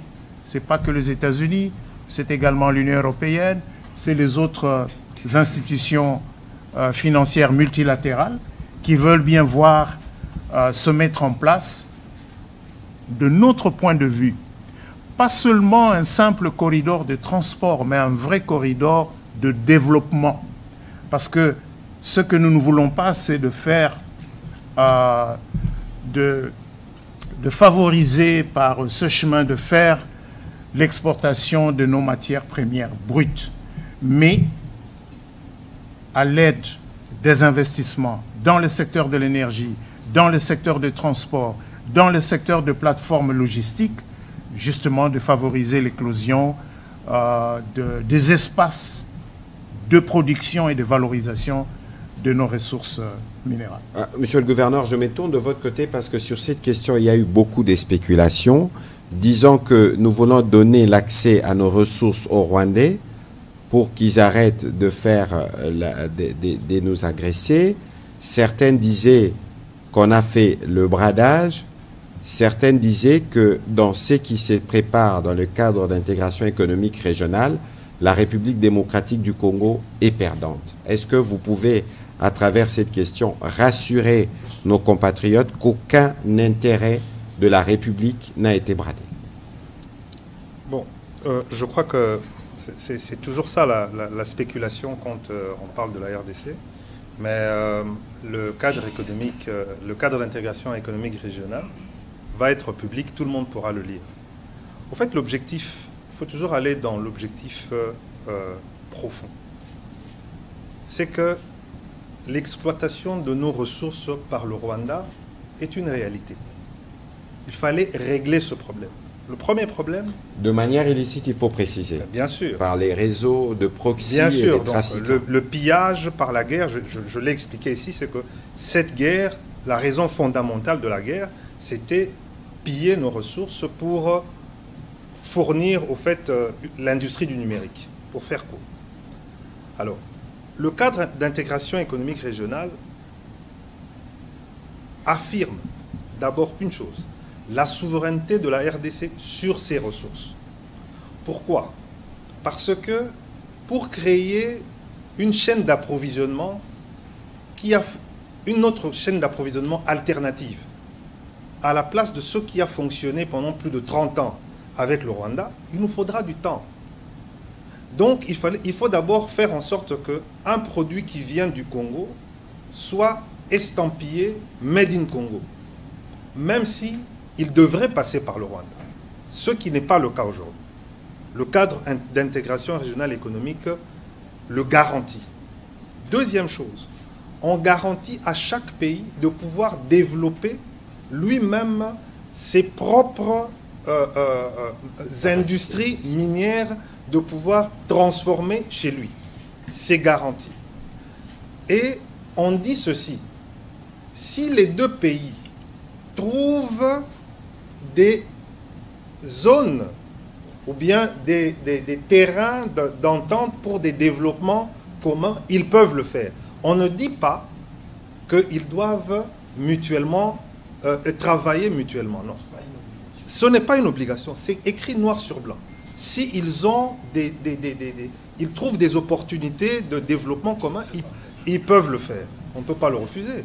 Puisque, encore une fois, avant 45, entre 40 et 45, vous ne pouviez pas dire aux Allemands et aux Français qu'ils pouvaient faire des projets communs. Après, ils ont fait tout ce qu'ils ont fait ensemble jusqu'à faire l'euro. Donc, on ne peut pas préempter de ce qui va arriver dans l'avenir. Mais il faut le construire aujourd'hui. Et donc, c'est pour cela qu'on protège ce cadre de travail, mais en affirmant notre souveraineté sous on va dire, l'umbrella des États-Unis. Deuxième chose, pourquoi on insère l'Obito dedans? D'ailleurs, ça ne venait pas de nous, je dois vous dire ça, c'était un souhait des États-Unis. Pourquoi? Parce que les voies d'évacuation naturelles des produits qui iraient par le Rwanda, c'est par où? C'est l'océan Indien. Et l'océan Indien, c'est où? C'est la Chine. Donc, il fallait faire en sorte que dans l'intérêt des Américains, qui sont les parrains de ce cadre d'intégration régionale économique, qu'on puisse avoir la possibilité de pouvoir développer une chaîne d'approvisionnement qui passe par l'Ouest. Parce qu'on ne sait jamais, les terres rares, c'est le Maniema. Et il y a un projet de route ou même de chemin de fer qui quitterait le Katanga, qui remonterait jusqu'au Maniema. Et il y a un projet de route qui descendrait par de Bukavu, Uvira, Kalemi, pour descendre aussi vers le Katanga et rejoindre le corridor de l'Obito. Donc c'est inverser la tendance, faire en sorte que le Kivu, qui est quand même riche en richesse, ne soit pas tourné vers l'Est, mais aussi vers l'Ouest. Donc vous comprenez la logique, mais je le redis encore. Tout ceci ne pourra fonctionner qu'avec notre sérieux.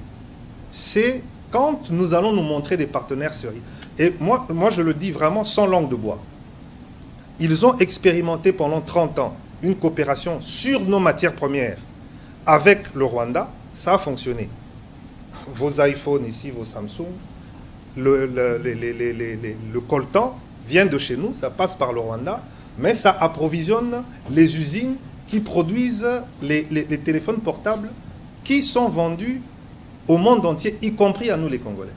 Donc si nous voulons entrer dans un partenariat stratégique sérieux avec les Américains, il faudrait qu'on se montre sérieux nous-mêmes et que nous puissions, comme on dit ici, we need to deliver. Nous devons montrer que nous sommes capables de pouvoir approvisionner les chaînes, approvisionner de manière optimale, les approvisionner de manière optimale en matières premières stratégiques dont ils ont besoin pour leur économie. Maintenant, je veux revenir à ce que vous avez dit par rapport... Les sérieux, c'est ce que nous mettons avec le président. Est-ce qu'on va venir puiser? Je crois que le VPM a répondu de manière... mais non, ça sera, comme dit le président, du win-win. C'est-à-dire que vous venez avec votre entreprise, vous avez un gisement et vous allez respecter le code minier et vous allez faire des joint ventures, quitte à le faire avec Gécamine ou avec Sakima, ou avec... Ça va vraiment fonctionner de manière... Et ça sera tout à fait transparent. Et vous savez, la transparence, c'est d'abord quelque chose qui est lié à l'éthique des affaires au niveau des États-Unis. Tout va être publié. Vous avez vu tout ce que nous avons signé. Puisque ça a été signé aujourd'hui, il y a une obligation légale. Avant 17 heures, tout était rendu public. Donc, tout va être transparent. Et je voudrais finir par autre chose. Dans le cadre d'intégration régionale économique avec le Rwanda, vous savez qu'il y a les normes de l'ITIE dont ils n'étaient pas... ils n'ont jamais voulu... Voilà, ils n'ont jamais voulu accepter l'ITIE. Mais dans le cadre de ces négociations, nous les avons obligés. Pourquoi? Parce que avec la signature de se conformer à l'ITIE, ils doivent faire un effort supplémentaire de traçabilité qu'ils ne faisaient pas. Vous savez qu'ils prenaient les matières premières en RDC, ça arrivait au Rwanda et ça entrait dans du packaging et c'était estampillé. Alors que maintenant, avec le processus de l'ITIE, cette pratique va devenir de plus en plus difficile. On doit savoir de quel trou ça sort. Voilà, exactement. Voilà, merci. On va terminer. On va prendre les 3 dernières questions, s'il vous plaît. Monsieur Kalanji, Monsieur Moubenga, avant c'est Gardi Ghana, allez-y. Venez, s'il vous plaît, vous poserez les 3 questions en série. On va terminer par vous, s'il vous plaît. Allez-y, Gardi Ghana, s'il vous plaît. Allez-y. La question, je veux poser 2 questions très directes. D'abord au VPM. VPM, prière de noter, nous répondrons à une série pour terminer. C'est une question de précision VPM. Tout à l'heure, vous avez semblé dire que l'accord stratégique est tributaire des résultats dans la dynamique de paix. Mais une question de précision, quelle est la nature que vous donnerez à l'accord signé le 27 juillet dernier 2025 avec Cobod Metal, qui est une société américaine, et dont la communication a articulé la signature de cet accord comme étant le prérequis de cet accord stratégique. Mais aussi dans la même question, est-ce intéressant de commencer une telle approche stratégique avec un espace qui fait l'objet d'un litige avec AVZ, l'ancien exploitant? Au gouverneur, je dirais le principal négociateur, ma question s'articule autour de l'intervention, encore votre introduction dans la réponse que vous accordez à la question de William Kalingai. Vous avez semblé dire que la RDC, dans sa naissance, n'était pas imaginée comme étant un État indépendant. Donc, nos problèmes, peut-être notre faiblesse aujourd'hui est de l'ordre congénital. Quels sont les axes essentiels dans cet accord qui nous permet d'échanger ce prisme-là? Et est-ce qu'aujourd'hui, il y a quelque chose qui change pour que le monde, qui nous voyait comme une simple réserve, puisse changer son regard également sur l'évolution de cet État? Merci. Monsieur Kalanji, s'il vous plaît. Voilà, bonsoir tout le monde. Pour aller vite, tout droit au but, ma question a deux volets. La première, vous avez très bien parlé, je saisis, mais je m'inquiète un peu. Est-ce que vous avez... Did you have set a timeline? J'ai compris que tout ce que vous avez dit était vrai, mais vous n'avez pas donné les limites. Quand est-ce que vous allez dire, bon, le Rwanda, nous vous donnons 3 mois, 1 mois, 6 mois pour libérer le Congo? Si vous ne quittez pas dans ce temps-là, voici les punitions qui vont tomber sur vous. Parce que quand vous dites qu'il y a la pression américaine, et comme le gouverneur l'a dit, il y a quand même cette crédibilité américaine. Oui, la crédibilité, on peut mettre la pression pendant 5 ans, 10 ans, 15, 20 ans. Et le Rwanda, nous connaissons leurs habitudes, ils risquent de refuser toujours de partir. Et nous serons toujours en train de... Oh, on va parler, on va parler. Moi, je pense, si vous pouvez nous dire, est-ce qu'il y a un set time, when is it going to take for them to leave the Congo? C'est là, s'ils ne livrent pas de Congo, voilà les punitions que les États-Unis et le Congo vont implémenter sur eux. Voilà. Parce que nous connaissons Kagame. Deuxième volet. Maintenant, admettons qu'ils changent. Le Rwanda s'en va. Ils quittent le Congo, tout est calme, tout va bien. Ils partent dans 24 heures, comme Donald Trump l'a dit. Est-ce que vous pensez aussi que ça doit finir par là? Ils sont partis, c'est la paix du monde. Alors les 15 millions, 20 millions de morts congolais, y aura-t-il des punitions pour ce pays qui nous a détruits pendant 30 ans? Ou bien il n'y aura plus de punitions, ils vont chez eux, c'est la paix du monde, Jésus-Christ est vivant. Merci. Voilà. Merci, bien noté. Monsieur Moubenga, on termine par vous, s'il vous plaît. Merci pour la parole. Je m'adresse au gouverneur, qui est le principal négociateur. Dans ces deals ou dans ces partenariats stratégiques, parce que quand on parle de... Je ne suis pas le principal négociateur pour le partenariat stratégique. Ah, le partenariat stratégique RDC-États-Unis, c'est le vice-premier ministre, ministre de l'économie. Le cadre d'intégration économique régionale, c'est le gouverneur, mais ici, il intervient comme principal négociateur. Alors, je vais aller dans le cadre de l'intégration régionale. Nous voyons que, je ne sais pas si c'est une faiblesse, parce que autour de ces cadres d'intégration régionale, vous reposez peut-être votre argumentaire sur le fait que le Congo est sous-développé, il n'est pas équipé, il n'y a pas des infrastructures, et que chez les voisins ou les autres, on peut aller directement, il y a des raffineries au Rwanda, chez nous, il n'y en a pas, et nous pouvons prendre les minéraux chez nous et travailler de l'autre côté. Pendant... Oui, je ne sais pas si c'est... Allez-y, la question. Alors, ouais, je veux vous quel est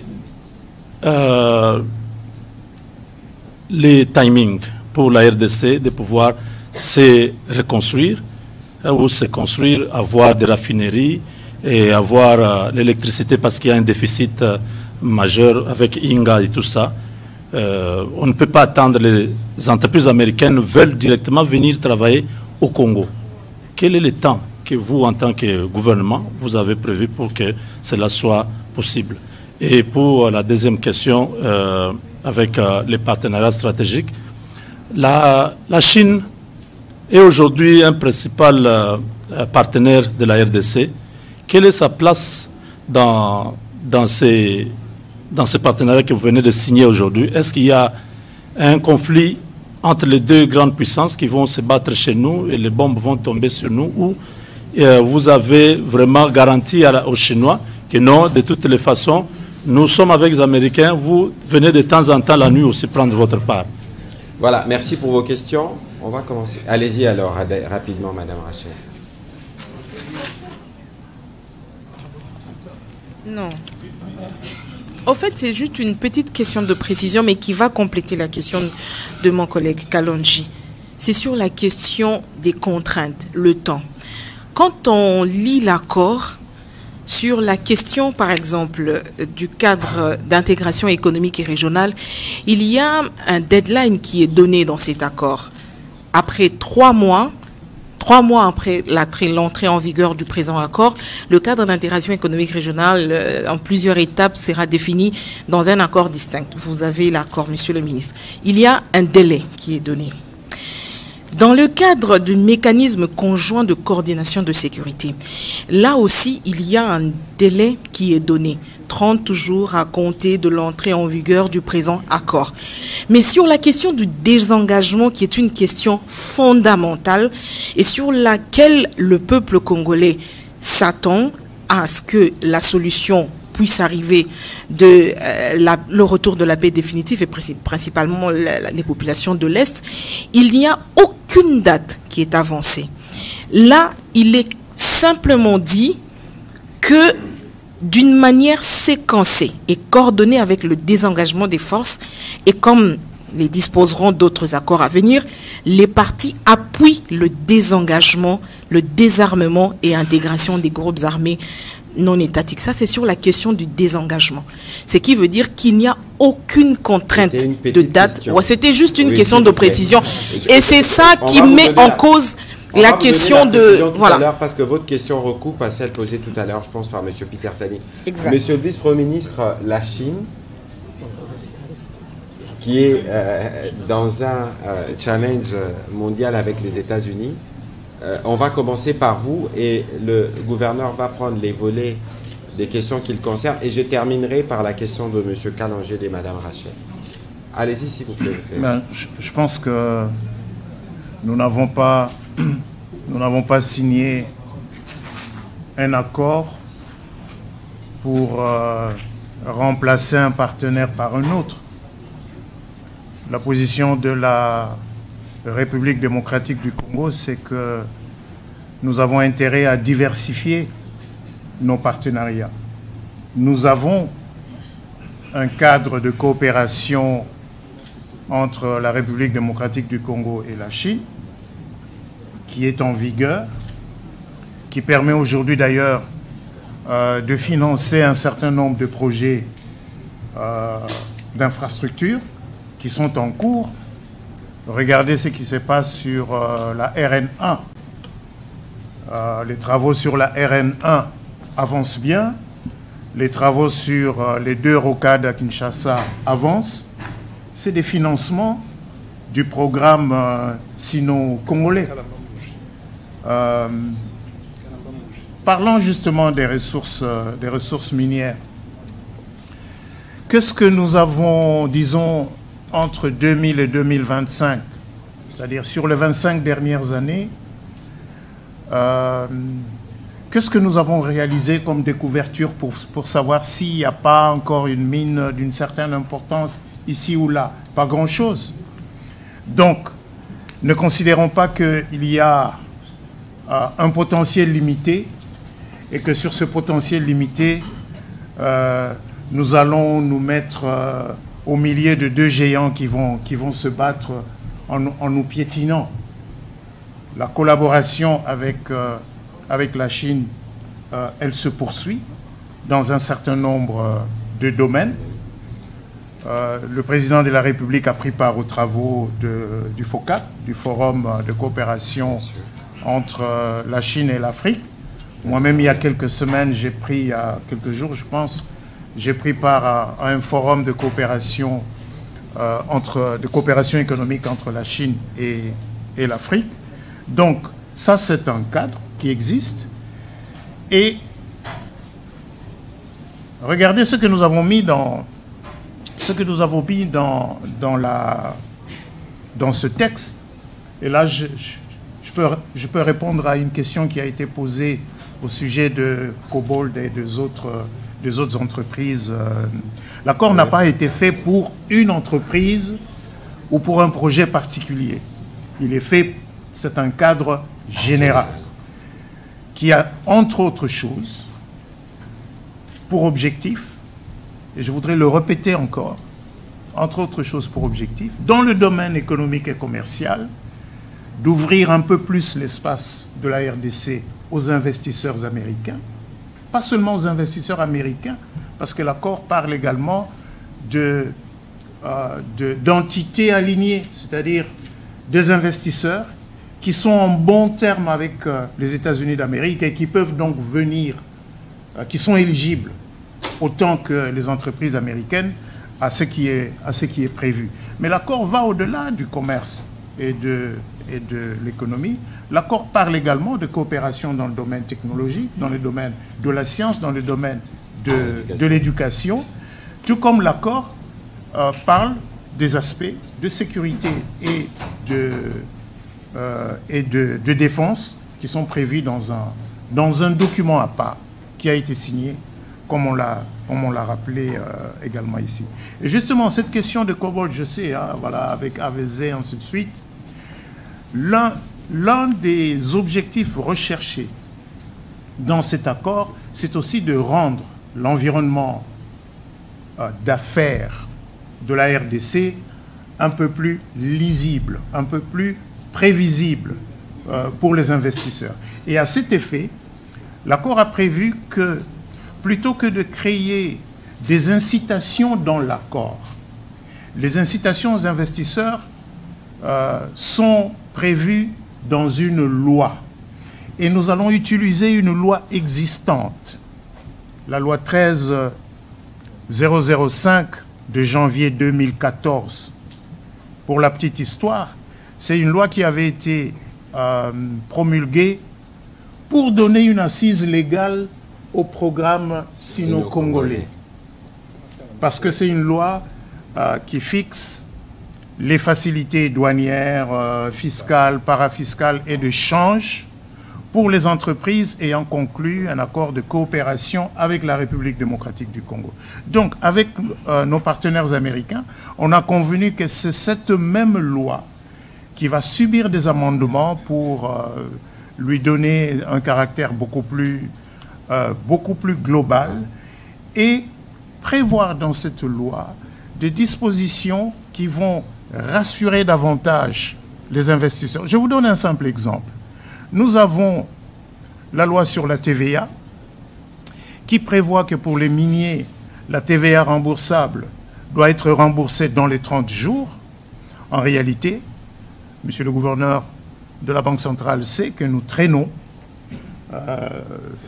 une enveloppe assez consistante de TVA devant être remboursée, mais qui n'est pas remboursée dans le délai, et cela met à mal la trésorerie de ces entreprises.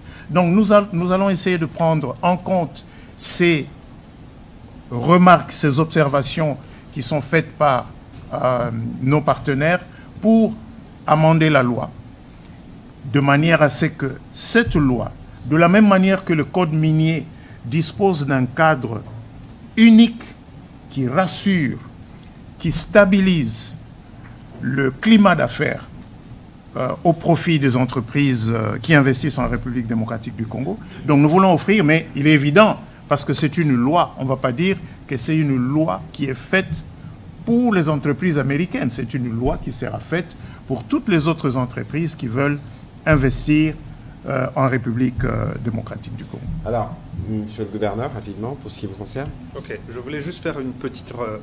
rajouter quelque chose sur Cobalt Metals, parce que Cobalt Metals faisait partie des... on va dire des éléments de jugement que le gouvernement américain voulait tester par rapport à notre volonté d'aller dans ce partenariat stratégique avec eux. Je vous le dévoile aujourd'hui. Et nous avons trouvé une astuce. Nous avons dit, nous sommes en litige. La République démocratique du Congo est en litige avec AVZ en arbitrage quelque part.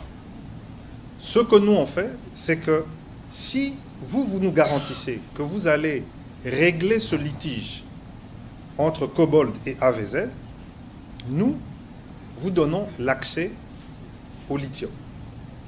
Et ça marchait.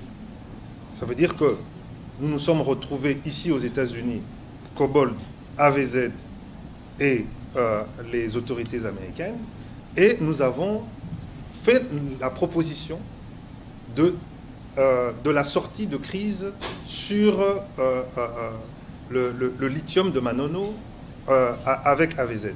Et ça a été accepté comme tel, et c'est comme ça que Cobalt, au fait, a signé ce partenariat qui lui donnait accès au lithium dans la partie sud de Manono, et continue, au fait, des discussions qui ne concernent plus la République démocratique du Congo avec AVZ. Donc c'était, comme on dit, un proof of concept. On a montré que nous étions sérieux dans ce domaine, et ça fait que les choses ont pu s'accélérer. Je voulais juste faire ce petit commentaire parce que c'est des choses que parfois les gens ne voient pas, mais c'est comme ça que les choses se sont passées. Alors vous avez parlé de l'État indépendant du Congo. Justement, c'est un anachronisme parce que indépendant, nous ne l'étions pas, mais c'était plutôt indépendant pour les autres. Et c'est ce que je disais. Pendant toutes ces années, à chaque fois que, à la faveur d'une révolution industrielle, le monde marchand, je n'aime pas appeler ça le monde capitaliste, puisque les Chinois ne le sont pas, mais ils font partie du monde marchand, a eu besoin de nos matières premières, ils se sont passés de nous. Ils sont venus, ils ont puisé, ils sont partis. Et le dernier cas en date, c'est en 1996. Ils sont venus, ils ont puisé, ils sont partis. Et ça a duré comme ça 30 ans. Et on nous a dit que non, vous avez des problèmes politiques, hein, qu'il faut vous rassembler, c'est un problème congolo-congolais. On nous a dit que c'était un problème d'intégration d'une communauté. On nous a dit... Mais la réalité, ce n'était pas ça. La réalité, c'est l'accès à nos ressources. Et une fois qu'on l'a compris, c'est-à-dire qu'il faut qu'on sépare ce qui peut concerner nous, les Congolais, en tant que nation, qu'on le traite à part. Et c'est ça que le président de la République fait maintenant. Il dit, les problèmes politiques, ça peut exister. Mais la crise qui est celle du Kivu, telle qu'on la connaît là, l'origine, ce n'est pas du tout un problème politique. C'est un problème d'accès à nos ressources, et nous allons le traiter à la racine. On va traiter à la racine avec qui? Avec le patron du monde occidental, avec les États-Unis d'Amérique. Tout simplement. Tout simplement. Et c'est comme ça qu'on a cet accord à Washington. Et ça marque un tournant parce que pour la première fois, et je le dis encore, c'est pour la première fois que pour discuter de l'accès à nos matières premières stratégiques, on discute avec nous-mêmes. On vient discuter avec nous.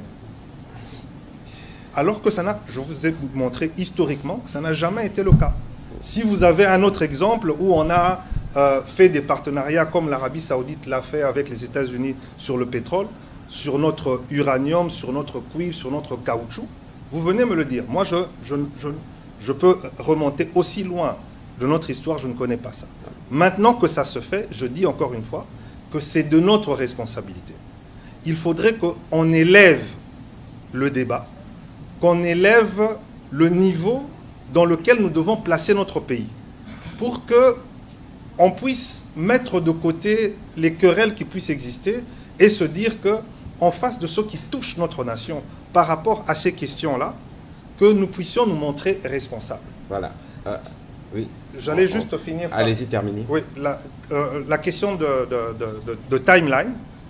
Mais la question de timeline, et vous allez le voir, ça a été défini dans les accords. Ça va être, parce qu'il y a ce qu'on appelle les groupes, des commissions, hein, avec un certain nombre de contrôles qui se passent entre aussi bien les États-Unis, le Rwanda, la RDC, que maintenant même le Qatar.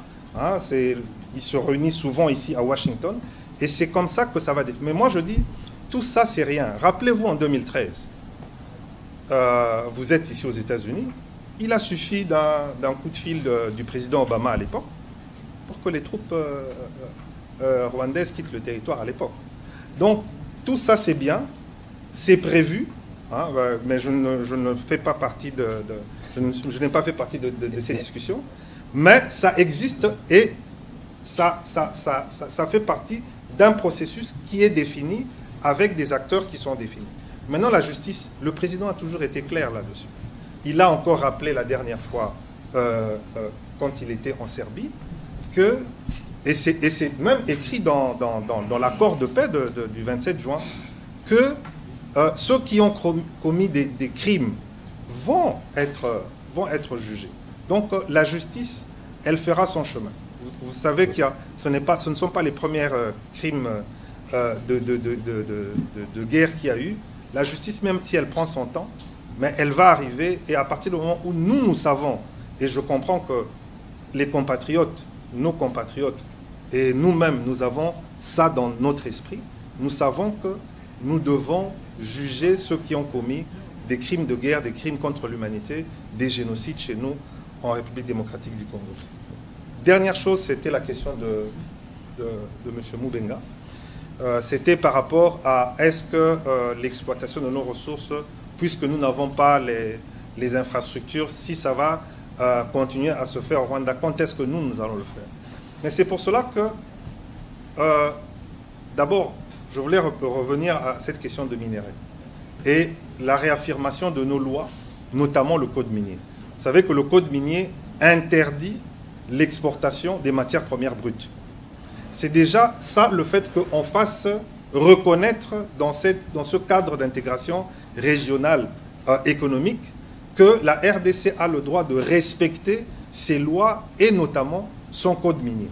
Donc c'est-à-dire qu'on ne peut pas, on ne pourra plus, dans le cadre dans ce cadre d'intégration régionale économique, de pouvoir exporter vers le Rwanda les matières premières brutes pour transformation. Il faut un minimum de transformation localement. Deuxième chose, on réaffirme le monopole dans ce cadre d'intégration régionale économique de l'EGC, puisque c'est l'entreprise générale du cobalt et on a élargi le champ des matières premières concernées par l'EGC. Donc ça veut dire que pour pouvoir l'exporter, il faut passer par l'entreprise nationale qui est responsable de ces matières premières artisanales. Et ensuite, nous avons aussi la RECOMS, qui est l'autorité des régulations. Donc, on a tout un arsenal juridique que nous avons mis en avant dans cet accord pour protéger nos intérêts. Vous aurez le temps de dans lire cet accord, et le découvrir. Évidemment, on reconnaît la législation. S'il vous plaît, M. Moubenga, s'il vous plaît. S'il vous plaît, s'il vous plaît, s'il vous plaît, s'il vous plaît. Nous sommes en train, ce n'est pas un échange. Vous avez posé vos questions. Il prend le temps de vous répondre. S'il y a d'autres préoccupations, il peut continuer parce que c'est une conversation qui ne va pas se terminer. Nous avons pris beaucoup de temps parce que les matières étaient énormes, par souci de transparence, pour éviter des zones d'ombre. Ceci dit, on ne va pas épuiser tous les sujets. Donc, je souhaite que vous puissiez garder vos questions pour les discussions qui s'est même en aparté. Hein, même en aparté. Bon, j'ai vu qu'il y a M. Katunda qui voulait poser des questions aussi. Mais je crois que les questions qu'il a soulevées sur les mémorandums sur la sécurité ou encore sur l'accord de partenariat stratégique ont déjà plus ou moins trouvé les réponses par le vice-premier ministre. On pourra continuer dans le couloir. Mais ici, parce que nous devons terminer, je dois rappeler, comme M. Kalonji posait la question tout à l'heure, quelqu'un me disait, en définissant la stratégie diplomatique du président Trump, que c'est la paix par la force. Alors, je ne voudrais pas aller, je n'étais pas évidemment dans les réunions de ce matin, mais vous avez vu que lorsqu'il répondait à cette question, il a donné des nombres de jours. Madame Rachel est revenue sur l'accord. Évidemment, comme je l'ai mentionné tout à l'heure en paraphrasant le secrétaire d'État Rubio, une chose est de signer, mais une autre est de l'implémenter sur le terrain parce que, avant qu'on ne fasse quoi que ce soit, il faut un cessez-le-feu. Un cessez-le-feu, il faut un mécanisme qui permette de vérifier ces cessez-le-feu. Pour ce qui nous concerne, il faut les retraits. Il faut mettre en place des dispositifs qui permettent de vérifier le retrait. L'accord a déjà été signé. Il y a des réunions qui se font dans le cadre du mécanisme de coordination des sécurités, c'est dans l'accord. Il y a des réunions qui se tiennent dans le cadre du comité conjoint de surveillance. C'est que le secrétaire d'État Rubio a dit, je l'ai paraphrasé, c'est qu'aujourd'hui, il y a un engagement au niveau des chefs d'État. Et donc, lorsque le président américain dit que dans 3 jours, vous allez voir du changement, il parle le monde entier. Il y avait d'autres chefs d'État invités spécialement sur les sujets. Il y a des services, nous attendons de voir les conséquences sur le terrain. Ici, ce qu'il faut savoir, et c'est l'essence de cet exercice, que nous sommes venus dans un processus totalement transparent. Et d'ailleurs, toutes les signatures qui se sont faites aujourd'hui, le président de l'Assemblée nationale, accompagné des élus nationaux, ont participé, parce que nous avons une dimension parlementaire qui suivra. Ici, le souci principal, c'est de vous montrer que nos lignes rouges, en ce qui concerne l'intégrité territoriale de la RDC, ont été tenues. En ce qui concerne la souveraineté sino-minerais, ont été tenues.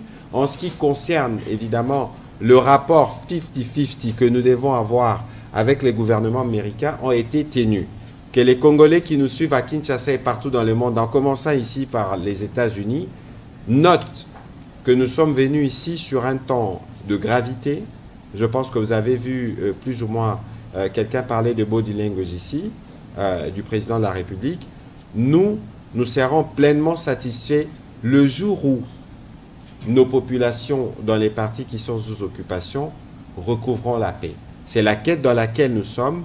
Nous avons franchi des pas importants pour ces jours historiques. On parle d'un conflit des 30 ans, mais aujourd'hui, nous pensons que nous sommes à la porte qui va nous amener vers le règlement définitif pour aller vers le développement. C'est ici les lieux de saluer la médiation américaine, l'implication du président Trump, parce que lui-même a pris le dossier à bras-le-corps. Et nous pensons que tout ce qui a été dit ici, monsieur le vice-premier ministre, va devenir réalité. Je ne vous donne pas des mots de la fin parce que vous avez déjà tout dit, sauf s'il y a un petit commentaire particulier.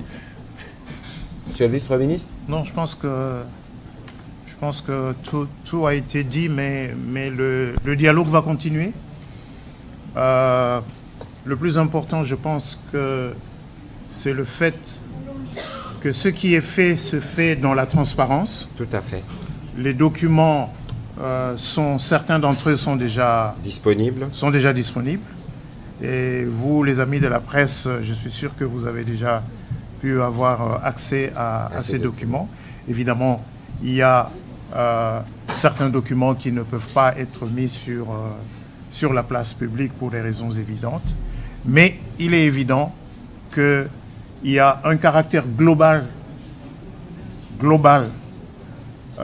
qui est peut-être on va dire la nouveauté dans ce qui a été fait aujourd'hui, parce que la discussion que nous venons d'avoir, l'échange que nous venons d'avoir, révèle bien qu'on parle à la fois d'économie, on parle de sécurité, on parle de la coexistence pacifique avec les États voisins, mais on parle aussi, et ça, il est important que les Congolais le retiennent, on parle aussi du fait que le point de départ pour que tout ceci se mette en place, c'est la paix, c'est le retrait des troupes rwandaises, c'est la restauration de l'autorité de l'État congolais sur l'ensemble du territoire national. Merci beaucoup, Monsieur le Vice-Premier ministre. Merci, Monsieur le Gouverneur. Je rappelle que vous intervenez pas ici comme gouverneur, mais plutôt comme l'un des principaux négociateurs pour ce qui concerne le cadre d'intégration économique régionale.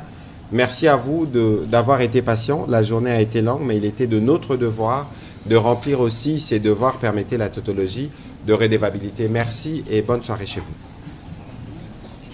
Merci. C'était long, mais c'était utile. C'était utile parce que...